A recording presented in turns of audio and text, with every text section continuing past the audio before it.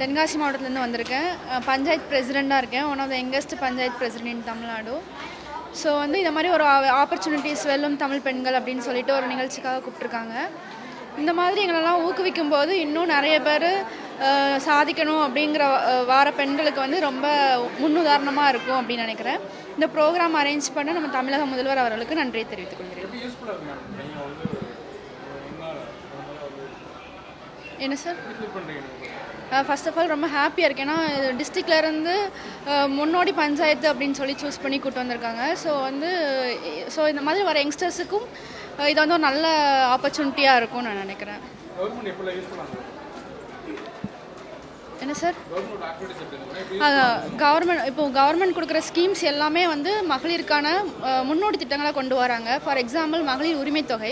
இது கிராமப்புறத்தில் இருக்கிற நிறைய பெண்களுக்கு, அதுவும் முக்கியமாக முதியோர்களுக்கு பயங்கர யூஸ்ஃபுல்லாக இருக்குது. லைக் அவங்களுக்கு மெடிக்கல் எக்ஸ்பென்சஸுக்கு, அதே மாதிரி காலேஜ் ஸ்டூடெண்ட்ஸுக்கு ஸ்டடீஸ் தேவையான புக்ஸ் வாங்குறதுக்கெல்லாம் யூஸ்ஃபுல்லாக இருக்குது. ஸோ நாங்கள் ரொம்ப வரவேற்கிறோம் கவர்மெண்ட் ஸ்கீம்ஸ். 2020 25 வரைக்கும் தேர்ந்தெடுக்கப்பட்ட ஊராட்சி மன்ற தலைவர் சார் நான்.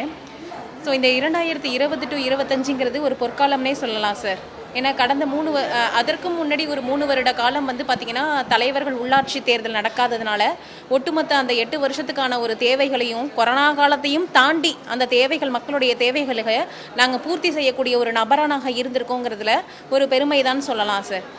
அத்தனையும் தாண்டி பார்த்திங்கன்னா நான் ஒரு முனைவர் பட்டம், நான் வணிகவியல் துறையில் ஒரு முனைவர் பட்டம் பெற்ற ஒரு உதவி பேராசிரியர் சார்.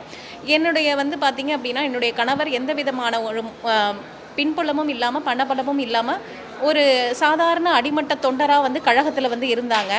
அந்த வகையில் லேடிஸ் வார்டுன்னு வரக்குள்ள என்னை முன்னிறுத்தி நான் பார்க்கணும் அப்படின்னு நினச்சாங்க. என்கிட்ட பார்த்திங்க அப்படின்னா கேட்டாங்க, என்னை வற்புறுத்தலை, என்னை கேட்டாங்க, நீ நிற்கிறதுக்கு ஆசைப்படுறியா, உன்னுடைய பார்த்திங்க உன்னுடைய ஃபீல்டு வேறு, இந்த ஃபீல்டு வேறு, ஸோ நீங்கள் விருப்பப்பட்டால் நீ நிற்கலாம் அப்படின்னு சொல்கிற பட்சத்தில் எனக்கும் பார்த்திங்கன்னா அதில் ஒரு ஆசை இருந்துச்சு சார். நம்ம பார்த்திங்கன்னா நம்ம ஆளுமை மிக்க ஒரு பெண்மணியாக நம்மளை முன்னிறுத்திக்கணுங்கிற ஒரு ஆசை.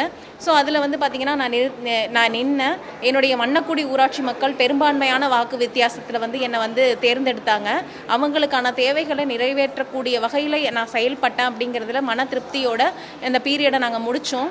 என்னுடைய எழுதுகோள் பார்த்திங்க அப்படின்னா நிறைய மக்களுடைய தேவைகளை நிவர்த்தி செஞ்சிருக்கு அப்படின்னு சொல்கிறதுல நான் மிகவும் பெருமையாக நான் கருதுகிறேன் சார்.